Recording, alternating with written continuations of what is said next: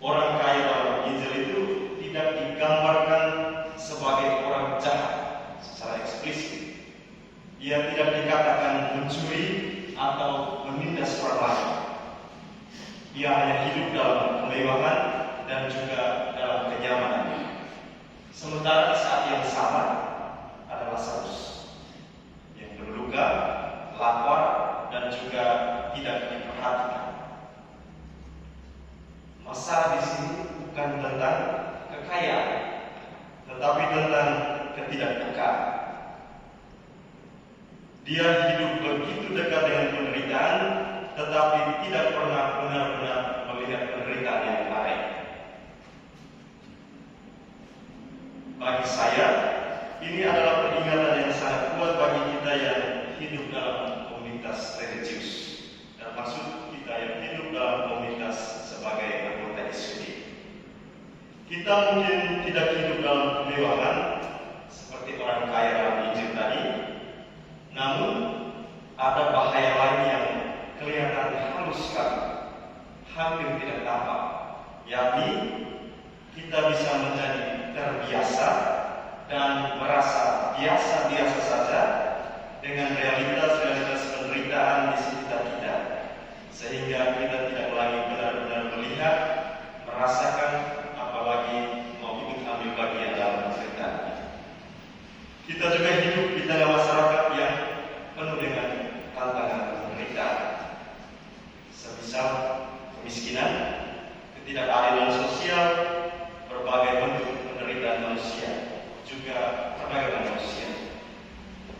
Kita melihat, mendengar semuanya ini hampir setiap hari.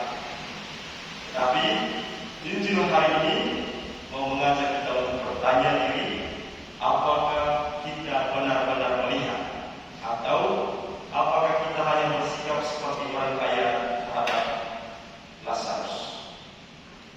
Seringkali tragedi terbesar terjadi bukan karena kita tidak tahu, tetapi karena tidak mau tahu atau pura-pura tidak tahu akan penderitaan-penderitaan yang ada di sekitar kita. Hati kita perlahan-lahan menjadi kebal akan kenyataan-kenyataan penderitaan itu. Dan di titik ini, ketika kita mengandalkan Tuhan, memberikan diri kita untuk dikuasai Tuhan, digunakan Tuhan, mata dan hati kita, kepekaan itu akan ada dan kita bisa mengambil bagian dalam situasi itu. Nabi Yeremia memberikan gambar, memberikan satu gambar yang sangat indah tentang orang-orang yang mengandalkan Tuhan. Orang yang mengandalkan manusia diibaratkan seperti semak di padang gurun, kering, tidak berakar kuat dan sulit bertahan.